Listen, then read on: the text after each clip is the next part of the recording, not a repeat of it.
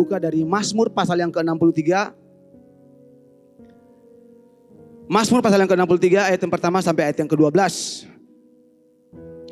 Mazmur pasal yang ke-63 ayat yang pertama sampai ayat yang ke-12, demikian bunyi firman Tuhan. Mazmur Daud ketika ia ada di padang gurun Yehuda. Ya Allah, Engkaulah Allahku. Aku mencari Engkau, jiwaku haus kepadamu. Tubuhku rindu kepadamu seperti tanah yang kering dan tandus tiada berair. Demikianlah aku memandang kepadamu di tempat kudus sambil melihat kekuatanmu dan kemuliaanmu. Sebab kasih setiamu lebih baik daripada hidup. Amin. Bibirku akan memegahkan Engkau. Demikianlah aku mau memuji Engkau seumur hidupku dan menaikkan tanganku demi namamu. Seperti dengan lemak dan sumsum jiwaku dikenyangkan. Dan dengan bibir yang bersorak-sorai mulutku memuji-muji. Apabila aku ingat kepadamu di tempat tidurku merenungkan Engkau sepanjang kawal malam. Sungguh Engkau telah menjadi pertolonganku dan dalam naungan sayapmu aku bersorak-sorai. Jiwaku melekat kepadamu, tangan kananmu menopang aku. Tetapi orang-orang yang berikhtiar mencabut nyawaku akan masuk ke bagian-bagian bumi yang paling bawah. Mereka akan diserahkan kepada kuasa pedang. Mereka akan menjadi makanan anjing hutan. Tetapi raja akan bersuka cita di dalam Allah. Setiap orang yang bersumpah demi dia akan bermegah. Karena mulut orang-orang yang mengatakan dusta akan disumbat. Oke, yang percaya bahwa dia akan diberkati malam hari ini katakan amin. Oke, puji nama Tuhan. Malam hari ini saya akan ngomong soal kerinduan kepada Allah. Sama-sama kita katakan. Kerinduan kepada Allah. Saya bersyukur karena sementara saya menyiapkan firman Tuhan ini, saudara, dan ini konfirmasi dari Tuhan. Sementara saya menyiapkan firman Tuhan ini, ada seorang laki-laki dan seorang perempuan, yang satunya SMS saya dan yang satunya WA saya. Dan saya berharap mereka berdua hadir malam hari ini. Saudara, mereka berdua WA dan SMS saya dan menyampaikan apa yang persis ingin saya sampaikan di malam hari ini. Yang satunya bilang, Pastor, GKRI kapan ibadah? Saya bilang, Nyong sore ini jam 6 ada ibadah. Dan Pastor, karena beta rasa beta sangat jauh dari Tuhan.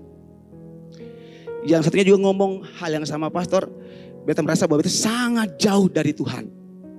Dan semalam saya melayani seorang bapak, beliau punya segala sesuatu. Tapi Tuhan izinkan beliau mulai lagi dari nol. Punya segala sesuatu.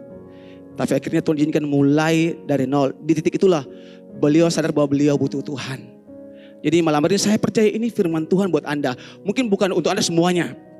Tapi saya yakin bahwa ada di antara Anda yang malam hari ini firman Tuhan ini datang buat Anda. Termasuk dua orang itu kalau mereka ada di sini malam hari ini. Oke, ini jawaban buat Anda. Oke, saya sangat antusias, saya sangat bergairah. Oke, saudara, Mazmur 63 ini dicatat. Ini Mazmur Daud. Dan kalau kita lihat dia punya latar belakang. Ini ditulis oleh Daud ketika dia ada di padang gurun Yehuda. Di mana? Padang gurun Yehuda. Kenapa dia ada di sana? Kalau kita lihat dia punya latar belakang. Daud ada di padang gurun Yehuda karena Absalom. Dan Absalom ini anak kesayangannya Daud dari istrinya Maakah. Nah, anak kesayangannya si Absalom ini, saudara, dia mengkudeta posisi tahta dari Daud. Dan karena Daud terancam dibunuh, akhirnya Daud sampai dia melarikan diri ke Yerusalem dan dia bersembunyi di padang gurun Yehuda. Mirip persis seperti apa yang dialami oleh Elia. Dan saudara, di tempat ini, di padang gurun ini, Daud dia merasakan sepertinya dia mengalami depresi secara rohani. Persis seperti Elia. Dan lihat, ini orang-orang hebat, ini orang-orang besar dalam Alkitab, tapi bisa mengalami yang namanya depresi rohani. Yang paling ekstrim mungkin bisa kekeringan rohani. Jadi sepertinya Daud, dia sekali lagi dia harus berada dalam lembah kekelaman, dikejar untuk dibunuh. Awalnya oleh Saul, lolos. Sekarang ketika dirasa bahwa semua sudah oke, Absalom anak kesayangannya ingin mengkudeta dia lagi. Dan lihat, Daud benar-benar ketika di padang gurun ini, dia mengalami depresi rohani. Persis seperti apa yang dialami oleh Elia. Persis. Dan di posisi itu Daud mungkin merasa bahwa Daud kehilangan segala-galanya. Dia kehilangan tahtanya, dia kehilangan orang-orang yang dia kasihi, dia kehilangan semua yang ia hargai dalam hidupnya, dia kehilangan kerajaannya, dia mungkin berpikir dia kehilangan reputasinya. Dan tadi yang saya bilang, yang membuat masalah ini jauh lebih buruk adalah karena yang lakukan ini adalah anak kesayangan dia. Dilihat orang yang terdekat dengan Anda sekalipun, Anda gak tahu suatu saat dia bisa jadi berbalik menyerang Anda. Dan ini yang membuat kondisi Daud dia sangat terpuruk. Dan di tengah-tengah kondisinya di padang gurun, dia tulis Mazmur ini. Dan kalau saudara baca kata per kata, frase per frase, ayat per ayat, saudara akan merasa bahwa begitu dalam Daud dia menulis ini Mazmur. Dia sangat merindukan Tuhan. Dan di tengah-tengah kondisi seperti itu, dia merasa seperti kayak Tuhan itu keep silent. Tuhan itu seperti diam buat dia. Daud merasa bahwa dalam kondisi seperti itu, sepertinya Tuhan itu sangat jauh dari dia. Pernahkah Anda merasakan demikian? Pernah enggak? Saya pernah. Di masa-masa dimana saya rasa bahwa sepertinya orang enggak peduli dengan saya, enggak care dengan saya. Saya pun merasa bahwa seperti kayak berdoa pun seperti kayak ya cuman berdoa doang gitu. Seperti kayak Tuhan tuh jauh sekali. Oke. Tapi kita bersyukur bahwa faktanya Allah kita bukan Allah yang jauh. Amin. Dia dekat dengan kita. Amin. Karena dia Allah berkata, I will never leave you nor forsake you. Aku tidak akan pernah meninggalkan engkau atau sekalipun melupakan engkau. Amin. Tepuk tangan buat Tuhan Yesus dong. Haleluya. Jadi Anda bersyukur bahwa Anda punya Tuhan yang dekat dengan Anda. Amin. Bilang buat orang kiri kanan Anda, kita punya Tuhan yang dekat dengan kita. Makanya kita panggil dia Bapa. Kita panggil dia apa? Bapa. Ya kan? Puji nama Tuhan. Saudara, sekali lagi, mungkin ada di antara Anda, kita mengalami masa-masa seperti begini. Seperti Tuhan itu jauh, saudara. Tapi apa yang dialami Daud dan dia tuangkan malam hari ini lewat Mazmur 63 ini yang mau kita lihat. Daud kasih jawaban bahwa justru di dalam lembah kekelaman dia tidak bersembunyi dari Tuhan, tapi dia malah mencari Tuhan. Jadi kalau Anda punya masalah, Anda cari Tuhan, ya itu benar. Kalau Anda punya masalah, Anda lari dari Tuhan, ya salah. Sekali lagi, Daud kasih jawabannya bahwa justru dalam lembah kekelaman dia cari Tuhan. Dia enggak lari dari Tuhan. Dia tidak bersembunyi dari Tuhan. Dan lihat Mazmur ini Daud mengungkapkan betapa dia haus akan Tuhan, betapa dia rindu akan Tuhan. Oke. Nah, sekarang pertanyaannya malam hari ini bagi kita, saya dengan singkat saja, saya cuma punya 2 poin. Mengapa kita haus akan Tuhan? Mengapa kita haus akan Tuhan? Dan saya menyebutnya dengan 2K. Semua katakan 2K. Singkat aja 2K. Mengapa kita haus akan Tuhan? K yang pertama, karena ada kekosongan dalam hidup kita. Semua katakan kekosongan. Ada kekosongan dalam hidup kita, dalam hati kita. Itu sebabnya kita haus akan Tuhan. Kita rindu Tuhan. Kita butuh Tuhan. Mazmur 63 ayat yang pertama sampai ayat yang kedua. Mazmur Daud ketika ia ada di padang gurun Yehuda. Ya Allah, engkaulah Allahku. Aku mencari engkau. Jiwaku haus kepadamu. Tubuhku rindu kepadamu. Seperti tanah yang kering dan tandus. Tiada berair. Lihat, kenapa kita rindu Tuhan? Kenapa kita haus akan Tuhan? Oke. Yang pertama karena ada kekosongan dalam hati kita. Saudara, semua kita yang hadir malam hari ini siapapun dia, oke, selalu ada satu lubang kosong dalam hidupnya yang disisakan untuk Tuhan. Dia mau bikin apapun, lubang itu hanya boleh diisi dengan Tuhan, tidak bisa diisi dengan yang lain. Pernahkah Anda berada dalam situasi di mana tubuh Anda merasa sangat haus dan Anda butuh air gitu? Saya puji nama Tuhan, karena sejak kecil saya suka naik gunung. Saya orang Kilang. Kalau sudah tahu Kilang di gunung atas ya. Jadi dari saya SD itu saya sudah biasa ke Kilang. Kita biasa naik mobil sampai di Soya, terus jalan sekitar 8-7 kilo jalan kaki. Saya dari SD, saudara. Pulang saya biasanya juga pikul kelapa, pikul. Makanya saya kuat kalau naik gunung lah. Kalau jalan-jalan jauh saya masih kuat, fisik saya masih oke lah. Makanya saya juga karena dari kecil saya biasa naik gunung. Jadi hobi saya itu alam. Jadi saya suka ikut lintas alam. Piala saya di rumah ada 3. Oke. Jadi satu kali kami ikut lintas alam, jalan gitu. Dan benar-benar air saya habis. Habis itu kami turun naik lembah, kami reboisasi, udah jalan. Jadi air saya habis gitu. Saya tanya teman saya yang di sebelah, dia juga punya habis, benar-benar habis. Jadi kami nyicil, jalan. Jadi karena kami keluarnya pagi, kami finishnya hampir sore. Jalan hampir seharian full. Oke. Nah akhirnya di satu kesempatan, waktu kami di dekat sebuah sungai, aduh ini airnya masih agak coklat gini. Tapi kami jalan lagi dan pas saya lihat ada air pencuran, saya karena sudah saking begitu haus, dan bibirnya sudah kering karena panas terik. Saya nggak pakai botol lagi, saya langsung tada mulut di itu pancuran, gitu minum. Karena saking gitu haus, tada aja gitu minum. Nggak tahu ini air bersih, punya bakteri berapa, saya nggak tahu. Minum aja, yang penting hausnya dihilangkan dulu. Walaupun memang alhasil pulang saya BAB, ya udah gitu. Tapi nggak apa, yang penting hausnya hilang. Saudara pernah merasakan sangat haus dan butuh air?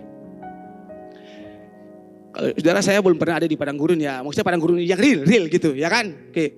Tapi kalau anda nonton film-film itu biasa, kalau orang di padang gurun yang sangat panas dan buat orang itu sampai benar-benar dehidrasi. Seperti kayak mereka itu berhalusinasi, seperti melihat kayak ini kayaknya ada kayak fata morgana ya itu, seperti kayak ada air padahal itu bukan sumber air gitu. Begitu haus dan orang butuh dipuaskan. Nah, saudara, Daud kasih tahu kita malam hari ini bahwa rasa haus akan Tuhan itu sama pentingnya dengan kebutuhan tubuh kita akan air. Ya, kalau Anda pernah sangat haus dan Anda butuh air, udah itu sudah. Mungkin beberapa di antara Anda bisa menahan lapar, tapi tidak bisa menahan haus. Termasuk saya, saudara. Saya bisa menahan lapar makan, tapi saya tidak bisa tahan haus. Saya harus minum air. Gitu. Dan sekali lagi, Daud kasih tahu bagi kita malam hari ini bahwa rasa haus akan Tuhan itu sama persisnya seperti kebutuhan tubuh akan air. Apalagi waktu di padang gurun. Saudara, Tuhan itu sudah menciptakan kita lengkap dan sempurna, dan karena kita ini ciptaan Tuhan, maka kita ini bergantung pada Tuhan. Semua kita bergantung pada pencipta kita. Tidak ada hasil ciptaan yang terpisah dari penciptanya, tidak bisa. Semua ciptaan dia selalu terhubung dengan sang penciptanya. Oke. Karena kita semua diciptakan oleh Tuhan dan untuk Tuhan. Amin. Amin. Ya. Dengar saudara. Dan sampai kita memiliki Tuhan, akan selalu ada satu lubang kosong dalam hidup kita. Dan tidak peduli seberapa keras Anda mencoba untuk mengisinya dengan hal-hal yang lain di luar Tuhan, selain Tuhan, Anda akan tetap haus. Saya bilang, lubang itu hanya bisa diisi oleh Tuhan. Anda mau isi dengan segala macam hal yang di luar Tuhan, tidak bisa. Anda pikir Anda punya segala sesuatu, Anda punya harta benda, Anda punya segala sesuatu, Anda pikir itu bisa mengisi lubang itu, tidak bisa. Semua kita tahu tentang Salomo. Salomo ini buat saya, dia perfect gitu. Siapa yang nggak kenal Salomo? Keren, ya kan? Ya walaupun memang tidak ada dia punya wajah, tapi saya yakin ini cowok-cowok Arab ini keren. Betul, amin. Saudara, Salomo ini tipikal buat saya mendekati sempurna. Ya mungkin sempurna. Dia cakep, ya kan? Makanya punya 1000 pacar. Wah, buset, akhirnya keren. Ada sini yang pengen punya 1000 pacar. Cakep, Salomo cakep. Ya kan? Ya kan? Cakep sekali. Kayaknya enggak ketulungan, toiletnya aja dari emas. Toilet dari emas sudah. Jamban dari emas sudah gitu dah. Dari emas. Oke. Kasur semua dari emas sudah. Kalau ngomong soal kekayaan tiada bandingnya. Sangat kaya. Ngomong soal pintar, dia sangat pintar, sangat berhikmat. Ya kan? Cewek-cewek kalau dapat cowok kayak gini mau kasih. Pintar, kaya, terus cakep, mau nggak? Iya kan? Jadi saudara bayangkan, Salomo ini orang yang buat saya perfect. Dia punya segala sesuatu. Kalau konteks sekarang dia punya Lamborghini, dia punya Ferrari, dia punya McLaren, dia punya Ducati, Panigale, udah gitu semua. Dia punya semua. Gitu. Semua yang Anda inginkan pasti Salomo punya. Ya kan? Saking terlalu kaya dia. Dia punya prestise, dia punya kejayaan, dia punya prestasi semua. Tapi jangan lihat. Salomo menulis dalam pengkhotbah. Dia katakan semua prestasi, semua achievement, semua pencapaian yang dia dapatkan itu seperti usaha menjaring angin. Oke. Pernahkah Anda mencoba menangkap angin, menjaring angin? Bisa tangkap angin? Hop, bisa? Nggak bisa, saudara. Oke, Anda hanya bisa merasakan kehadirannya, tapi untuk menangkap angin tidak bisa. Kecuali teman Anda namanya angin, bisa Anda tangkap dia. Wah, gitu bisa. Kalau angin ini nggak bisa, hop, bisa coba. 1, 2, 3, bisa? Nggak bisa. Saudara, Salomo, orang yang punya segala sesuatu, dia katakan bahwa semuanya itu sia-sia. Semua yang di bawah matahari semua sia-sia. Seperti usaha menjaring angin. Oke. Segala sesuatu sia-sia. Saudara tahu saudara bahwa angka depresi, angka bunuh diri tertinggi itu terjadi pada orang-orang yang kaya, yang punya kekuasaan, yang punya harta banyak, yang sukses.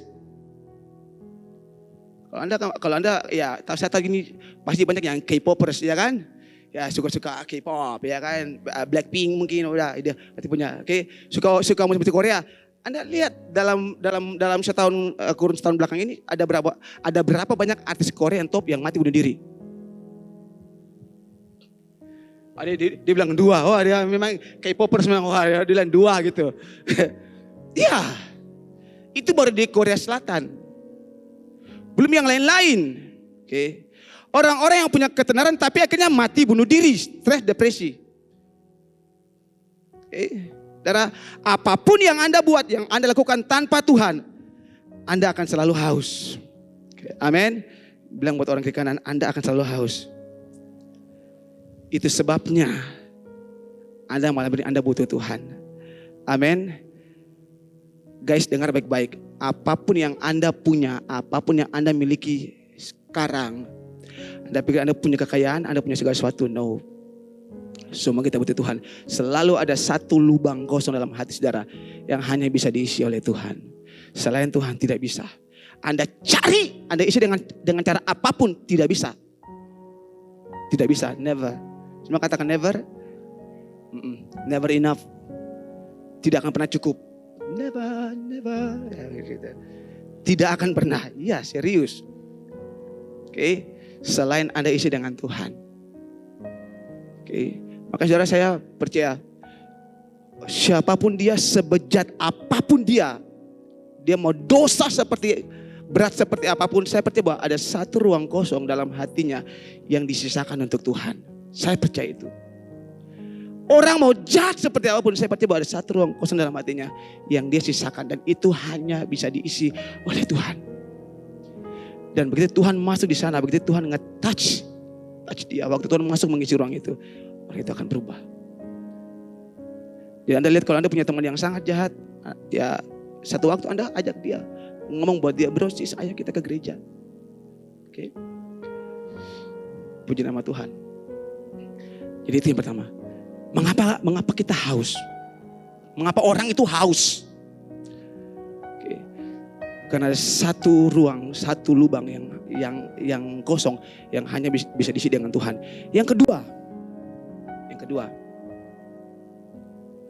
Oke. Kenapa? Karena ada kerinduan. Semua katakan kerinduan. Karena ada kerinduan akan Tuhan. Mengapa kita haus? Karena ada kerinduan akan Tuhan. Jadi jika di alasan pertama kita haus karena kita memiliki kebutuhan yang mendalam akan Tuhan, kita butuh Tuhan. Oke. Nah, alasan yang kedua ini, mengapa kita haus? Karena kita rindu Tuhan. Alasan yang kedua ini, karena kita membutuhkan Tuhan. Kita membutuhkan Tuhan karena kita telah mengalami Tuhan. Yang tadi alasan yang pertama, oke. Karena memang kita butuh Tuhan. Tapi untuk alasan yang kedua ini, oke, karena kita telah mengalami Tuhan. Dan cuman karena ada sesuatu yang terjadi dalam hidup kita yang membuat sepertinya kita merasa kita jauh daripada Tuhan. Nah, itu yang membuat kita merasa haus, kita rindu Tuhan. Oke, mungkin kalau saya bisa kasih sebuah ilustrasi mungkin begini. Oke, semua sini mungkin kebanyakan belum nikah ya. Oke, hampir semua mungkin baru saya. Di sini yang sudah nikah siapa? Yang sudah punya pasangan? Selain saya? Wah, semuanya belum ya. Puji Tuhan. Siapa sini yang rencananya tahun ini atau tahun depan akan nikah? Dengan iman aja? Gak ada.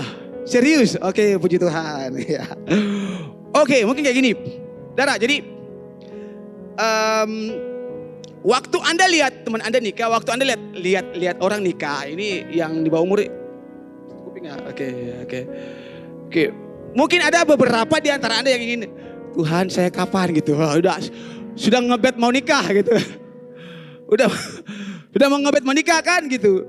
Jadi seperti kayak Anda tuh butuh pasangan gitu, ya kan? Nah ini seperti alasan yang pertama, oke? Karena Anda butuh.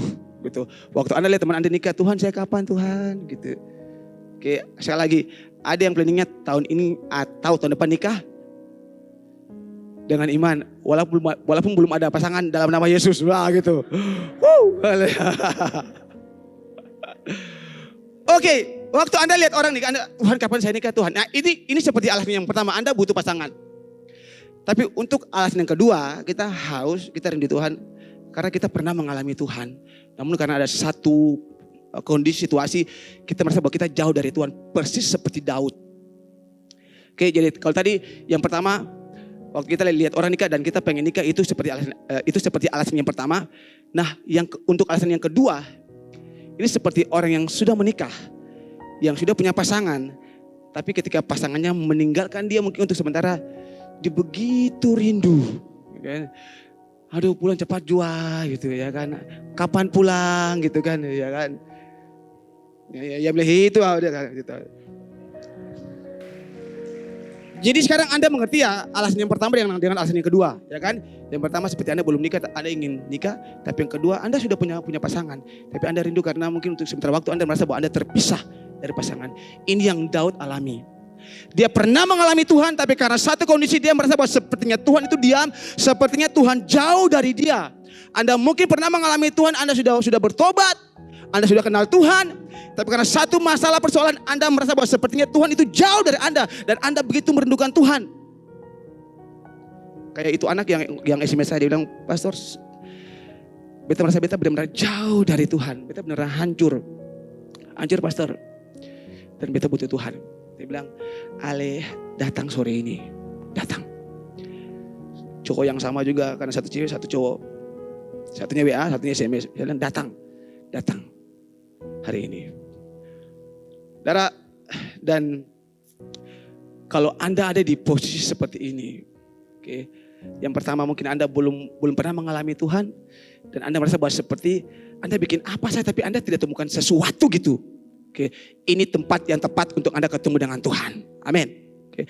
Dan yang kedua, kalau Anda sudah pernah mengalami Tuhan, Anda sudah bertobat, tapi karena satu dan lain hal, oke, karena kondisi tertentu, mungkin Anda kehilangan orang yang Anda kasihi, tinggalkan Anda, atau mungkin hal-hal yang lain. Kalau Anda merasa bahwa sepertinya Anda jauh dari Tuhan, Anda sendiri ini tempat yang tepat buat Anda. Saudara, mengapa banyak orang datang ke gereja? Mereka datang ke gereja karena mereka menginginkan sesuatu dari Tuhan. Benar? Ya. Oke. Banyak orang datang ke gereja karena mereka butuh Tuhan. Mereka menginginkan sesuatu dari Tuhan.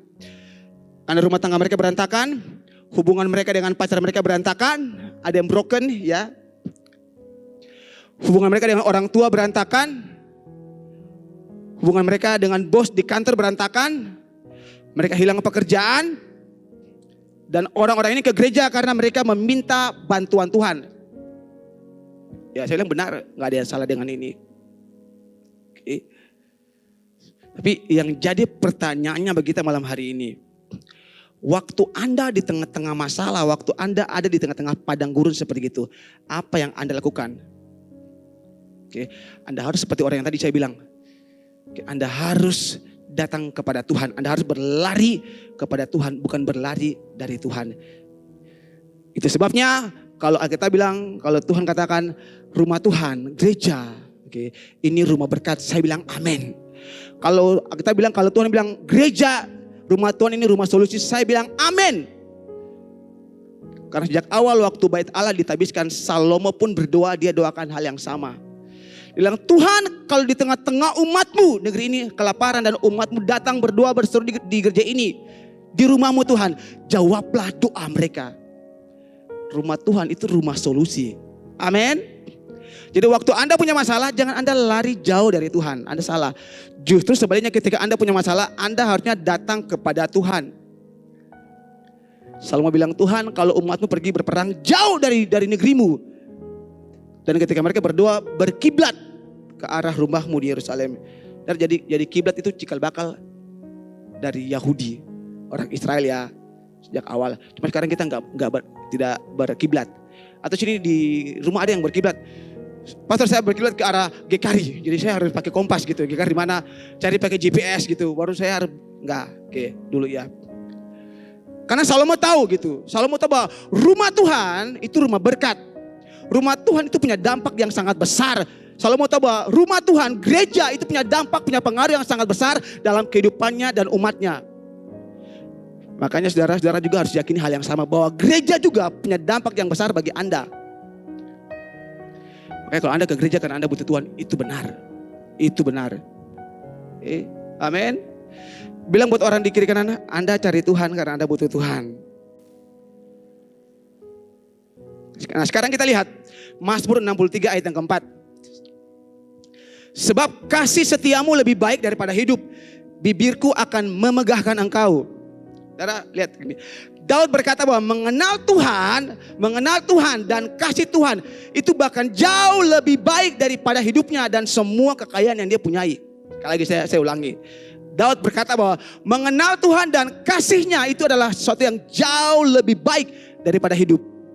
Sebab kasih setiamu lebih baik daripada hidup. Ada lagu bilang, bab kasih setiamu lebih baik dari hidup. Daud katakan begitu.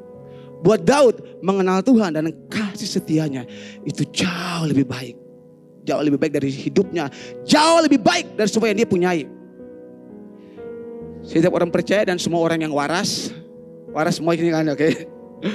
Percaya bahwa hidup itu berharga. Amin. Cuman yang tidak waras yang percaya bahwa hidup itu tidak berharga. Oke. Katakanlah suatu saat Anda berjalan dan Anda dirampok. Lalu ada seorang perampok di tengah jalan yang menghadang Anda. Dia turunkan pisau. Lalu dia bilang, berikan dompetmu atau kugorok lehermu. Terus Anda bilang gini, langkai dulu umat gua. Gitu. Anda bilang gitu ya? Saya percaya berapapun jumlah duit dalam dompet Anda. Mau Anda seperti apa namanya, Joe Taslim yang aktor bela diri. Gak peduli. Oke. Pada waktu itu, waktu Anda dihadapkan dengan kondisi seperti itu, kasih dompetmu atau nyawamu. Oke. Anda pasti, ya berapapun Anda punya, mau ada dolar kah, mau ada rupiah, Anda pasti kasih berapapun jumlahnya, Anda pasti kasih, ya kan? Kenapa? Karena Anda tahu hidup Anda itu berharga, betul? Atau udah ambil aja, tikam aja gitu. Yang penting dompet gue simpan. Lah kalau Anda sudah mati, dompet Anda apa gunanya ya gitu kan? Sekali lagi. Jadi orang waras dia pasti percaya bahwa hidup itu berharga, betul ya kan? Makanya kalau ditodong udah kasih aja dompetnya, udah selesai. Ya. Jadi semua kita percaya bahwa hidup itu berharga. Oke. Itu sebabnya Anda pasti menghargai Anda punya hidup. Oke. Hidup Anda lebih berharga bagi Anda, oke, daripada semua harta benda Anda. Makanya waktu ditodong Anda pasti akan kasih Anda punya dompet. Tapi saudara Daud berkata yang lain. Daud berkata bahwa kasih setia Tuhan itu lebih baik daripada hidup. Itu berarti bahwa Daud lebih menghargai Tuhan daripada menghargai hidupnya dan semua yang dia miliki. Dan lihat kepercayaan Daud buat Tuhan segitu ekstrimnya. Sangat militan, sangat radikal. Seperti Paulus. Dia bilang, ya kalau aku hidup untuk Kristus, kalaupun aku mati ya puji Tuhan. Jadi buat mereka, ya sudah. Hidup mereka hanya untuk Tuhan. Dan kalau buat mereka mati buat Tuhan, ya udah untung gitu. Ya kan? Tapi kalau Anda belum bertobat, belum terima Tuhan Yesus, ya jangan dulu. Ya kan? Sekali lagi, buat Daud, Tuhan itu lebih berharga. Daud lebih menghargai Tuhan daripada menghargai hidupnya dan semua yang dia miliki. Daud mencintai Tuhan lebih daripada mimpinya, lebih daripada hobinya, lebih daripada keluarganya, lebih daripada kekayaannya, lebih daripada game online, lebih daripada pacarnya, lebih dari rumahnya, kucingnya. Daud mengasihi Tuhan, Daud menghargai Tuhan lebih dari semua itu. Daud mencintai Tuhan lebih dari semuanya. Kalau Anda bilang Anda mencintai Tuhan, tapi waktu-waktu Anda pakai lebih banyak untuk hal-hal yang luar itu, saya pikir mungkin Anda berbohong untuk Tuhan. Anda membohongi diri Anda sendiri. Okay. Kalau Anda mencintai Tuhan, kalau Anda mengasihi Tuhan, semua itu gak punya arti buat Anda. Amin. Jadi waktu-waktu Anda, kalau Anda berpikir, udah nanti ajalah minggu depan, mungkin saya lupa dulu, karena saya harus mungkin kompetisi. Anda pikir hobi Anda lebih mencintai hobi Anda, pacar Anda. Okay. Anda mencintai sesuatu yang lain. Anda menomorduakan Tuhan. Okay. Itu bukan bukti bahwa Anda mencintai Tuhan. Daud menunjukkan bukti yang sangat radikal betapa dia mencintai Tuhan sampai dia bilang buat dia mengenal Tuhan itu lebih baik, lebih berharga daripada hidupnya. Okay. Anda punya hobi, Anda punya keluarga, Anda punya kekayaan, Anda punya kesehatan, Anda punya games online, Anda punya musik, Anda punya rumah, whatever gitu. Oke, semua baik, ya. Oke, nggak ada yang salah dengan itu. Karena itu semua pemberian Tuhan. Betul, amin. Oke, kekayaan Anda, itu pemberian Tuhan. Oke, keluarga Anda itu pemberian Tuhan, itu yang terbaik. Hobi Anda, mimpi Anda, penghasilan Anda, pekerjaan Anda itu pemberian Tuhan dan itu pasti baik. Tapi dengar, kita mencintai Tuhan bukan karena pemberiannya yang baik. Tapi kita mencintai Tuhan karena Dia adalah pemberian yang terbaik bagi kita. Sekali lagi, kita mencintai Tuhan bukan karena pemberiannya yang baik. Harta, kekayaan, keluarga, bukan. Kita mencintai Tuhan sekali lagi bukan karena pemberiannya yang baik. Tapi kita mencintai Tuhan karena Dia Tuhan adalah pemberian yang terbaik. Berapa banyak di antara Anda yang sadar bahwa Anda bisa menikmati segala sesuatu dalam Anda punya hidup hanya karena Tuhan mau mati buat Anda. Hanya karena Bapa di surga rela kasih anaknya sebagai persembahan pemberian yang terbaik. Kalau enggak, Anda dan saya kita enggak layak. Sorry. Apa yang bisa Anda banggakan? Anda punya harta. Kalau Yesus enggak mati buat Anda, semua itu sia-sia, saudara. Kalau Bapa di surga tidak mengaruniakan, tidak kasih pemberian yang terbaik, Yesus buat Anda, semuanya enggak ada arti. Oke. Jadi semua yang kita punya, jangan sombong. Oke. Dengar, pemberian yang terbaik itu Yesus. Oke. Kita mencintai Tuhan bukan karena pemberiannya yang baik. Kita mencintai Tuhan karena Dia sendiri adalah pemberian yang terbaik. Waktu Anda dapat Tuhan, Anda dapat segala sesuatu. Amin. Waktu Anda punya Tuhan, Anda punya segala sesuatu. Tapi kalau Anda punya sesuatu, Anda belum tentu punya Tuhan. Belum tentu. Kalau Anda punya Tuhan, Anda tentu punya segala sesuatu. Pasti. Karena kita bilang, carilah dahulu kerajaan Allah dan kebenarannya, maka semuanya itu akan ditambahkan kepadamu. Amin. Ya, Anda hafal, tapi Anda mungkin gak lakukan. Makanya Anda mencintai, Anda punya pacar, hobi, waktu, dan lebih daripada Tuhan. Makanya Anda punya jam-jam doa, jam-jam ibadah, jam-jam bersekutu, Anda lalaikan. Mungkin. Kan? Oke. Ya, Anda mencintai Tuhan karena memang seperti itu. Dia itu yang terbaik buat Anda. Kita gak pantas mendapatkannya jika bukan karena Yesus. Saudara, sama. Mungkin saya tambahkan diri saudara. Sama seperti Anda mengasihi orang tua Anda. Anda mengasihi orang tua Anda bukan karena mereka itu baik. Hah, Pastor? Lagi. Anda mengasihi, Anda mencintai orang tua Anda bukan karena orang tua Anda baik. Karena memang pada faktanya ada jutaan orang tua yang tidak pantas dicintai karena mereka jahat. Betul? Karena faktanya ada banyak orang tua yang tidak layak dihargai karena mereka jahat.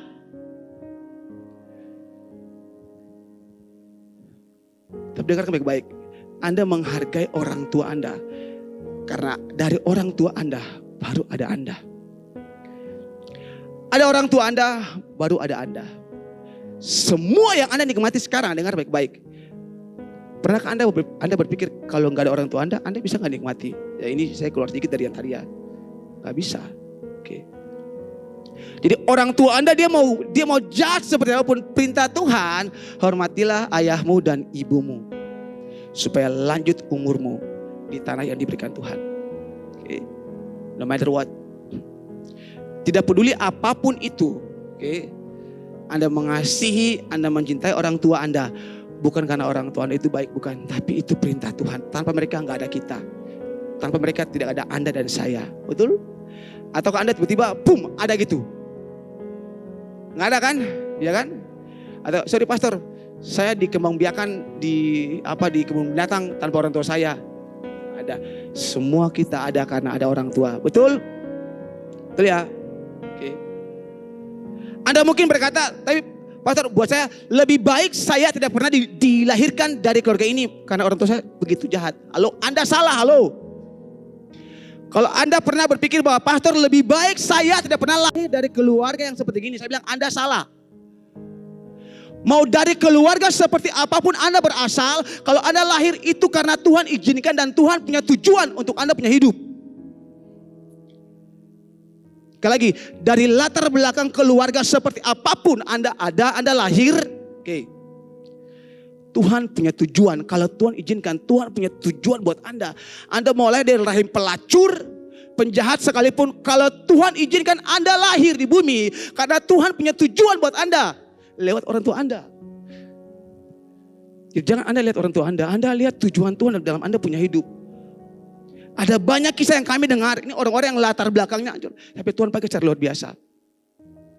Katakanlah Yeftah. Oke. Ada perempuan pelacur. Tapi Tuhan bisa pakai, Tuhan bisa panggil jadi hakim, pembela, pembeda. Inilah dari rahim pelacur, saudara. Tapi saudara lihat, Tuhan bisa pakai, Tuhan bisa rubah. Oke. Jadi jangan pernah Anda menyesali. Kalaupun Anda lahir dari keluarga yang mungkin buat Anda tidak mencintai Anda. Ya. Tetap hormati Anda punya orang tua. Hormati, karena itu perintah Tuhan. Sekali lagi, Anda menghormati, mencintai Anda punya orang tua bukan karena mereka itu baik. Bukan. Karena memang pada faktanya sekali lagi ada banyak orang tua yang tidak layak untuk dihormati karena jahat. Tapi Anda hormati Tuhan. Anda hormati orang tua Anda. Karena itu perintah Tuhan. Ada tujuan Tuhan buat Anda. Oke. Sejahat-jahatnya Anda punya orang tua, kalau nggak ada mereka, tidak ada Anda. Anda mungkin nggak pernah dicatat ada di dunia, nggak ada di sini. Oke. Jadi Anda hormati Anda punya orang tua supaya hidup Anda menjadi berkat. Amin. Bukan terkutuk. Amin. Oke.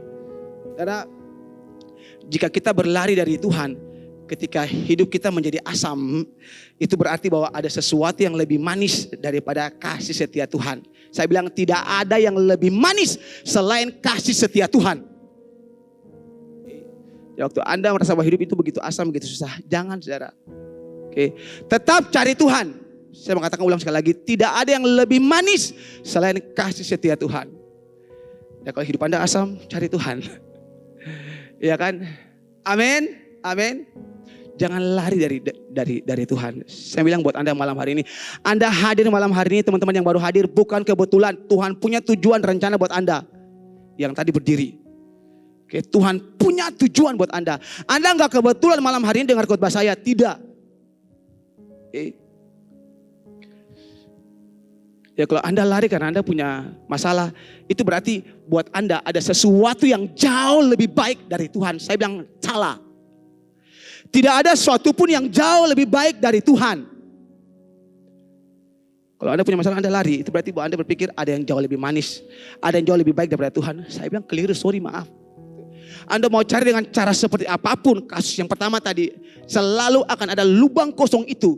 Tidak bisa diisi dengan cara apapun. Anda mau ke pub, Anda mau pakai narkoba, Anda mau bikin apa kayak enggak bisa. Yang bisa isi cuma Tuhan. Katakan cuma Tuhan. Tepuk tangan buat Tuhan Yesus dong, haleluya. Bukan harta Anda, bukan hobi Anda, bukan yang lain, bukan. Oke. Saudara, dan inilah yang dilakukan padang gurun untuk kita, masalah buat kita. Oke. Kenapa? Karena di padang gurun, ketika ada masalah, padang gurun itu menunjukkan kepada kita apa sebenarnya yang kita kasihi. Ya kan? Masalah itu bisa menunjukkan kepada kita apa sebenarnya yang kita kasih. Tadi saya bilang, waktu Anda punya masalah, Anda lari ke tempat yang lain, Anda mungkin cari di tempat lain, itu berarti Anda mengasihi barang-barang itu. Tapi kalau Anda punya masalah, Anda cari Tuhan, itu bukti bahwa Anda mengasihi Tuhan. padang gurun akan menunjukkan kepada kita sebenarnya apa yang kita kasih, siapa yang kita kasihi. Jadi jangan menolak padang gurun, jangan menolak masalah. Amin. Bilang buat orang kiri kanan, jangan menolak padang gurun. Jadi kita perlu mengalami padang gurun supaya kita bisa mengkalibrasi kasih kita, cinta kita buat Tuhan. Anda perlu padang gurun, Anda perlu masalah. Anda bisa mengkalibrasi Anda punya cinta buat Tuhan. Anda mengkalkulasi kembali lagi, menghitung kembali lagi kadar cinta Anda buat Tuhan. Dan kalau Anda punya masalah, jangan lari dari Tuhan. Sekali lagi saya bilang, tidak ada yang jauh lebih baik dari kasih setia Tuhan. Daud bilang tadi, sebab kasih setiamu lebih baik dari hidup. Haleluya. Saya hampir selesai. Jadi apa yang Daud lakukan ketika dia rindu dan haus akan Tuhan? Mazmur 63 ayat yang ketiga sampai ayat yang ke-9. Demikianlah aku memandang kepadamu di tempat kudus, sambil melihat kekuatanmu dan kemuliaanmu. Kasih setiamu lebih baik daripada hidup. Bibirku akan memegahkan engkau. Demikianlah aku mau memuji engkau seumur hidupku, dan menaikkan tanganku demi namamu. Seperti dengan lemak dan sumsum jiwaku dikenyangkan, dan dengan bibir yang bersorak-sorai mulutku memuji-muji.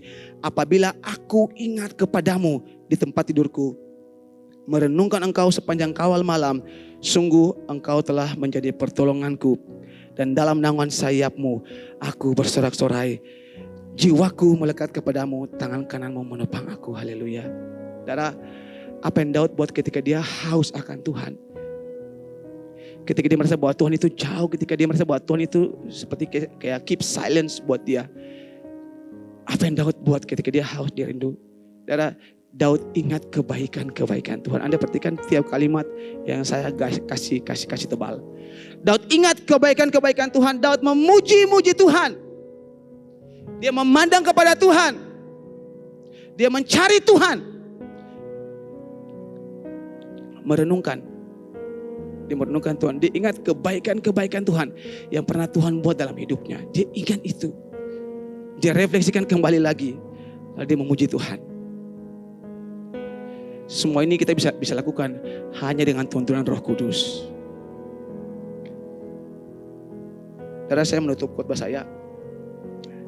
Tadi saya sengaja nggak ngomong di awal, di akhir ini buat Anda. Kita lihat, ketika Absalom memberontak melawan Daud, Daud tidak terkejut. Enggak, saudara. Karena Daud tahu satu saat ini pasti akan terjadi. Waktu dia buat dosa berzina dengan Batseba, dan akhirnya dia ditegur oleh Nathan. Oke. Betul, ketika Daud mengaku dia punya dosa diampuni. Tapi bisa lihat, Nathan bilang buat Daud begini, pedang tidak akan terangkat dari keluarga Daud. Betul, waktu Anda berdosa Anda minta ampun selesai, tapi selalu ada konsekuensi akibat dosa Anda. Selalu ada. Anda gak bisa lari dong, Anda bertanggung jawab. Betul, Anda mengaku diselesaikan, tapi akibat dosa Anda harus ada konsekuensi yang Anda tanggung. Tapi percayalah, Tuhan gak akan meninggalkan Anda. Ketika Anda mengaku Anda punya dosa, Anda bertobat, Anda kembali kepada Tuhan, percayalah, Tuhan ada menyertai Anda. Sekalipun Anda harus nanti menerima Anda punya konsekuensi akibat dosa. Bedanya adalah waktu Anda menerima konsekuensi itu, Tuhan sudah ada bersama-sama dengan Anda. Daripada ketika Anda menerima konsekuensi dosa tapi Anda belum sama sekali kembali kepada Tuhan. Saya bilang itu malah petaka, itu tragedi paling besar buat Anda. Okay.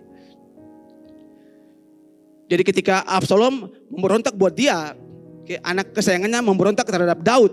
Daud tahu bahwa dia pernah buat dosa. Daud tahu bahwa dia bersalah. Karena dia pernah menabur benih kepahitan, perpecahan dalam keluarganya. Dia tahu itu.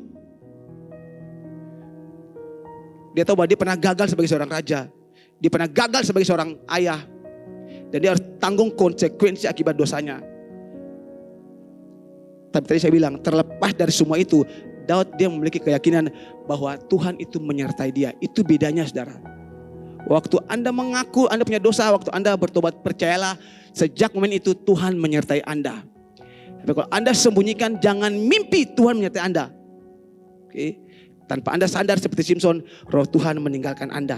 Haleluya. Tapi saya percaya di sini nggak ada Simpson. Amin. Ya, oke. Dan lihat itu bedanya. Oke.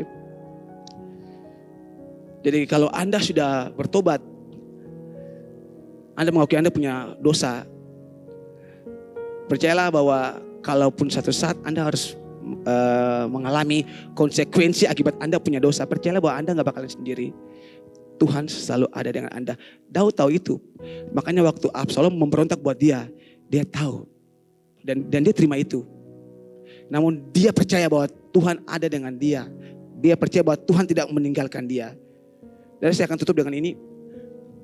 Apakah Anda haus dan rindu akan Tuhan malam hari ini? Apakah Anda berada di padang gurun rohani saat ini? Saya bilang bahwa jangan Anda membenci padang gurun, jangan Anda membenci masalah. Karena di padang gurunlah kita bisa memahami betapa berharganya setetes air. Waktu Anda dalam masalah, pada saat itulah Anda akan merasa betapa berharganya Tuhan buat Anda. Padang gurun akan mengajarkan Anda betapa pentingnya setetes air.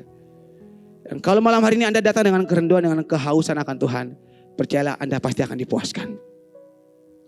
Anda pasti akan dipuaskan. Di padang gurunlah kita menemukan kasih setia Tuhan yang begitu indah dan memuaskan. Yang percaya katakan amin. Oke. Dalam sikap doa, saya selesai.